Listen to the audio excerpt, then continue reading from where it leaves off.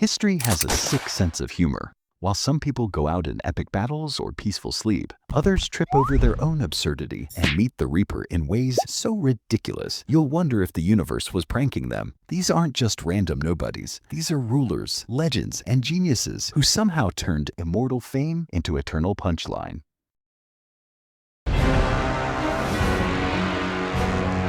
The year's 1567. The place is Braunau am Inn, Austria.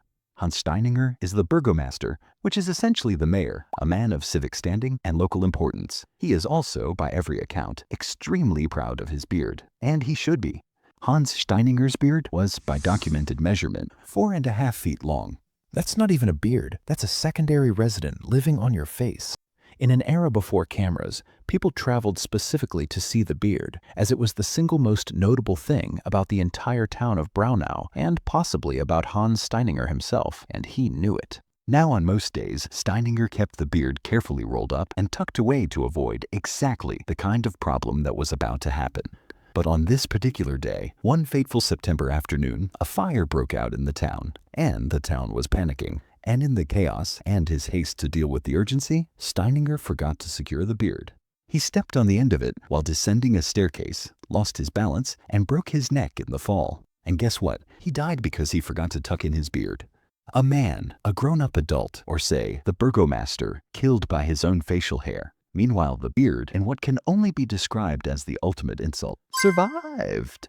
It is currently on display at the District Museum of Braunau, Austria. The beard outlived the man, actually, didn't it?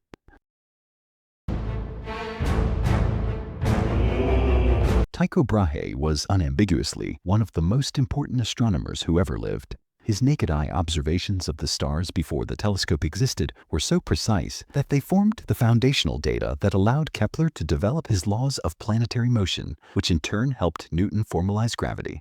Without Tycho Brahe, the scientific revolution looks considerably different. Tycho had a metal nose because his original nose was cut off in a duel over a mathematical dispute when he was 20, which is a sentence that only makes sense in the 16th century. So he wore a brass prosthetic for the rest of his life. The man was objectively fascinating. And then, in October 1601, Tycho Brahe attended a royal banquet in Prague. And at this banquet, somewhere between the appetizers and the main course, he needed to use the bathroom. But he didn't even stir his body an inch, not because the bathrooms were far or he was in the middle of a sentence, but because leaving the table before the king did was considered a serious breach of etiquette. And Tycho Brahe, a man who had once dueled someone over a math argument, apparently drew the line at offending the dinner table. He sat, stayed, and politely endured the day. And then he went home to find that he had developed a bladder infection, which eventually killed him 11 days later.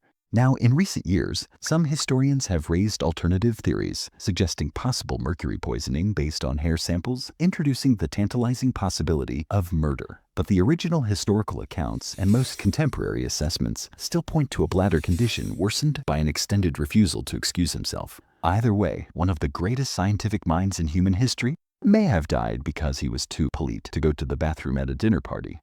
Could you not have just whispered to someone or slipped away quietly? Apparently not. He mapped the heavens with a fake nose and died because of table manners. Good night, sweet prince.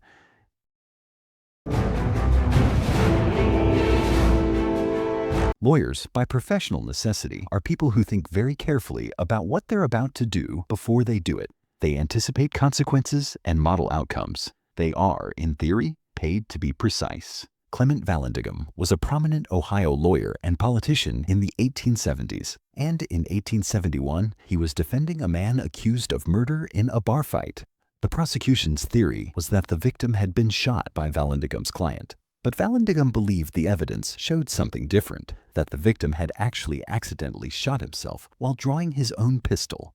To demonstrate this theory to his colleagues, Vallandigham picked up the revolver in question, which he believed to be empty, and acted out the incident. Unfortunately, the firearm was loaded. He accidentally wounded himself in the midsection and passed away the next morning. But here is where this story goes from tragic to something considerably more complicated.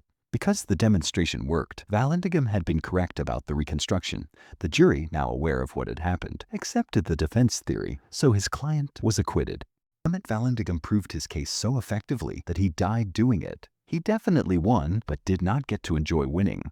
He was not there for the verdict, but technically, legally, in the eyes of Ohio jurisprudence in 1871, Clement Vallandigham went out on top.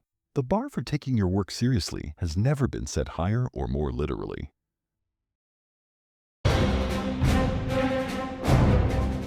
King Alexander of Greece came to the throne in 1917 under somewhat awkward circumstances, with his father Constantine I forced out by Allied political pressure during World War I. It wasn't an easy start, but Alexander settled in, did his best, and by all accounts was a fairly decent young king trying to navigate an extraordinarily complicated political landscape. On October 2, 1920, he was walking through the royal gardens when his pet dog got into a scuffle with one of the palace's pet Barbary macaques. Alexander naturally intervened to break up the fight, but as he separated the animals, a second monkey, apparently loyal to the first, bit him on the leg. Alexander thought little of it. It was a monkey bite. You clean it up and you move on, or you perhaps reassess your opinion of the palace monkey population. But things got worse. The wound got infected and he developed sepsis. 3 weeks later, on October 25, 1920, King Alexander of Greece was dead at the age of 27.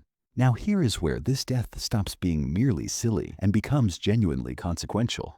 Because the political chaos that erupted after Alexander's death led to the return of his father, the collapse of Greek foreign policy, a catastrophic military campaign in Turkey, and a population exchange affecting over 1 million people. British Prime Minister David Lloyd George later said, with extraordinary bluntness, that it was curious to reflect that the Great War in the Near East of 1922 was caused by a monkey bite.